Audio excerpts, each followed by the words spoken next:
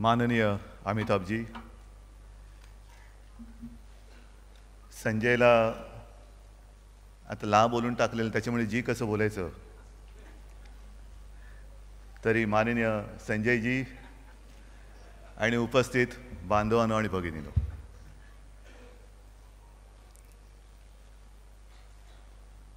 झलक आपण पाहिलेली आहे आणि मला असं वाटतं संजय पुढचा चित्रपट कसा असेल ते झलक दाखवून तू सिद्ध केलेला आहेस। चित्रपट जरी 2019 साली पूर्ण करण्याचा तुझा मनोदय असला तरी मी निश्चित सांगतो झलक पाहिल्यानंतर हा चित्रपट आजच यशस्वी झालेला आहे।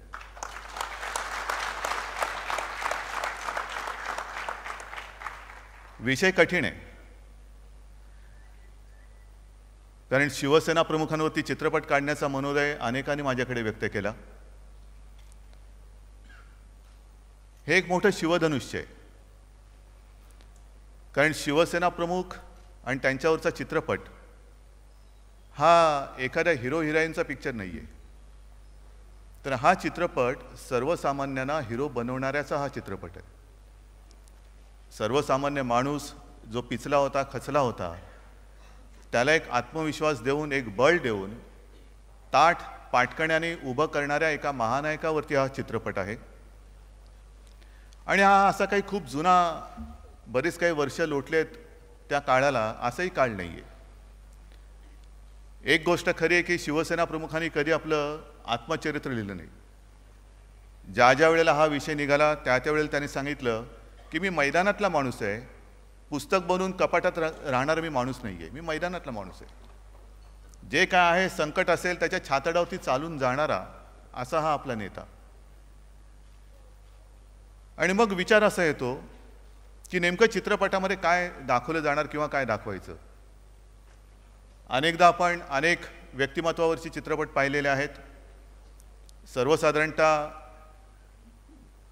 एक जन्मवर्ष असतं आणि अखेरचा दिवस असतो आणि मध्ये एक डॅश असतो, म्हणजे एखाद्याचं जन्मवर्ष असतं समजा जसं आता 1927 आणि 2012, आपण त्या 2 वर्षाला महत्त्व देतो, पण मध्ये जो एक डॅश असतो खरं महत्त्व त्या डॅशला असतं कारण ते त्याचं आयुष्य असतं। आणि हे आयुष्य हे नुसतं स्वतःसाठी जगणारे अनेक लोक असतात, पण दुसऱ्यासाठी जगणारी जी लोक असतात त्यांच्यावरती चित्रपट करणं हे फार मोठं काम आहे। आणि मला आठवते संजय, काही जणांनी हा पूर्वीसुद्धा प्रयत्न केला होता। नाटक एक मी बघितलं होतं, म्हणजे बघण्याचा प्रयत्न केला होता। त्यावेळेला शिवसेना प्रमुख होते आणि मला त्यांनी सांगितलं की अरे उद्धव जाऊन बघून ये रे, काय केले जरा बघ तर खरी। आणि आता शिवसेना प्रमुख म्हटल्यानंतर कसं करारी व्यक्तिमत्व, मग तो जो काय एक तो जो त्यातला शिवसेना प्रमुखांचं काम करणारा जो एक हे होता कलाकार, तो नुसता इथून तिथे जाताना आम्ही ठाकरे आम्ही ठाकरे। मग घरी आल्यानंतर मला बाळासाहेबांनी विचारलं काय रे बघितलंस का? म्हटलं असं असं आहे, असं तुम्ही घरात फिरता का? तो बोलले नाही असं आहे। तर हे जे काही गैरसमज आहेत की आहे ना, शिवसेना प्रमुख म्हटल्यानंतर लाखो काय करोडो लोकांना धीर देणारा, आत्मविश्वास देणारा हा महापुरुष, पण आज सर्वांना तसंच वागायचं का?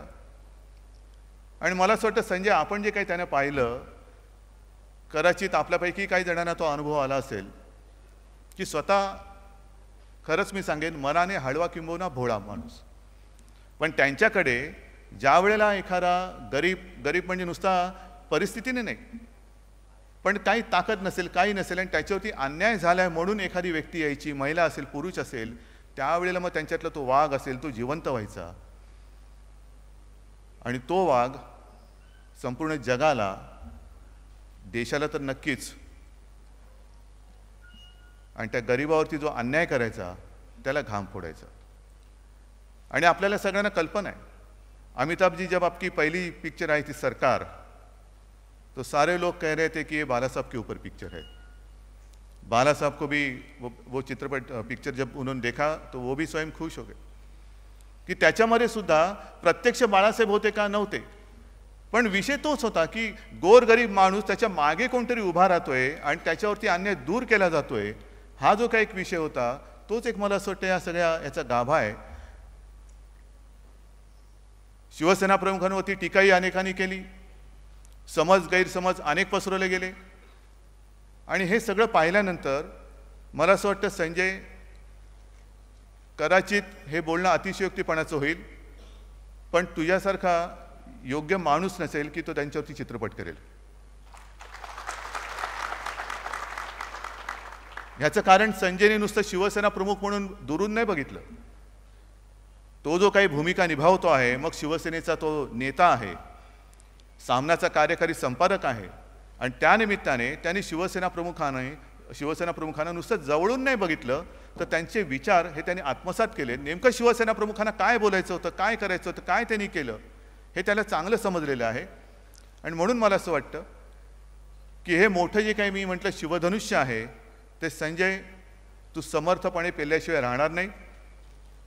साहजिकच आहे, जे काही करता येणं शक्य असेल, आमच्याकडनं जे काही करता येणं शक्य असेल, तुझ्यासोबत आम्ही सगळे उभे राहिल्याशिवाय राहणार नाही. कारण हा चित्रपट केवळ कोणाच्या एका नेत्यावरती नाही आहे, केवळ माझ्या वडिलांवरती नाही आहे, तर ज्यांनी इतिहास घडवला त्या एका महापुरुषावरती आहे. आणि पुढच्या अनेक पिढ्या शिवसेना प्रमुख काय होते, कसे होते, त्यांच्याकडनं आपण काय घ्यायला पाहिजे हे जर का समजून घ्यायचं असेल, तर मला असं वाटतं हा तुझा चित्रपट हा त्यांना नक्कीच मार्गदर्शक ठरेल, तसा तो ठरावा. एवढ्या माझ्या मनपूर्वक शुभेच्छा. जय हिंद, जय महाराष्ट्र.